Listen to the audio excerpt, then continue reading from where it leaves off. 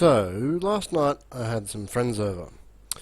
I sat them down fed them first, and then sat them down in front of this game. And what I learned was that even even moderately intelligent people, sorry Barry, sorry Larry, don't read a fucking thing, ever, in their life. There's a short sort of spiel at the start here on what does what. Nobody even glanced at it. So I was standing behind them with a notebook and as mute as possible. I didn't allow myself to help or say anything or even hint at anything at all. So I could get the best data on what a virgin player would think starting the game up. Neither of them had touched the game before. Whoa, Jesus. The data I got was extremely useful because it helped me look at the game through the eyes of someone else. Because I've played a bajillion times now. I cannot assess it for any sort of stylistic choice or any clarity or any readability or anything like that. I'm pretty much useless from that because I've had my head in it for so long that everything is automatic to me, which is terrible because I can't get a judge for what someone new would feel. So I sat them down and they didn't read anything, so I filled up 2 pages of notes in my notebook and went back. Oh, there's a guy stuck over there. And went back and redid the first couple levels. Actually, I added a level and then redid a bunch of levels. So I've added loot crates now, and you can collect new parts from them. So let me go back and show you. So level 1.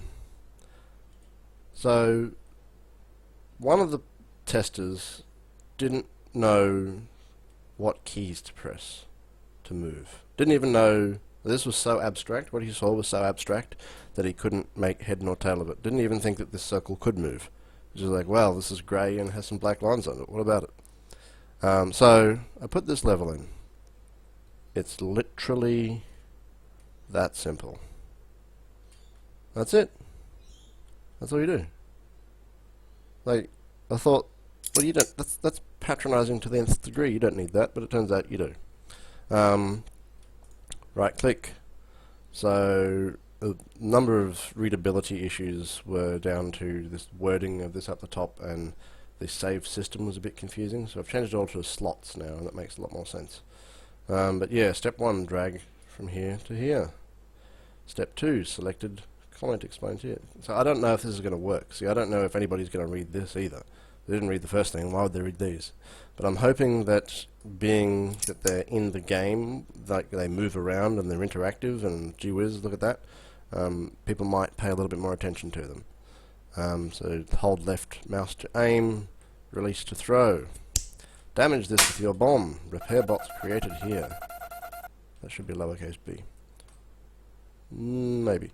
And then door opens when power damaged. So, you know, hopefully that goes some way towards making things a bit more readable. Evade or kill the guards.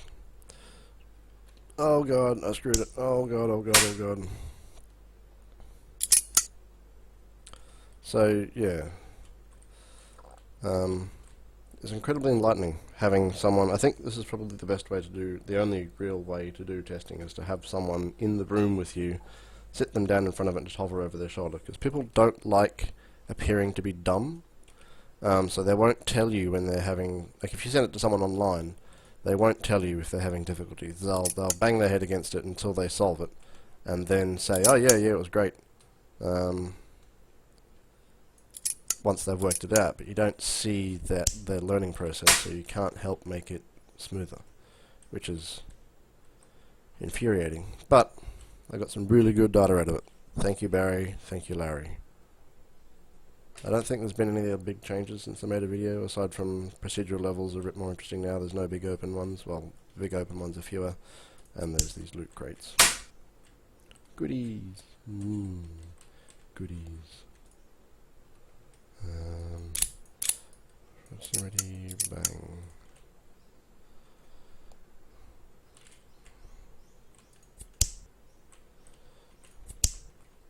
Oh god, I'm stuck. Ah, I killed myself. You really should stop moving when you die, now that I think about it. Okay, bye bye.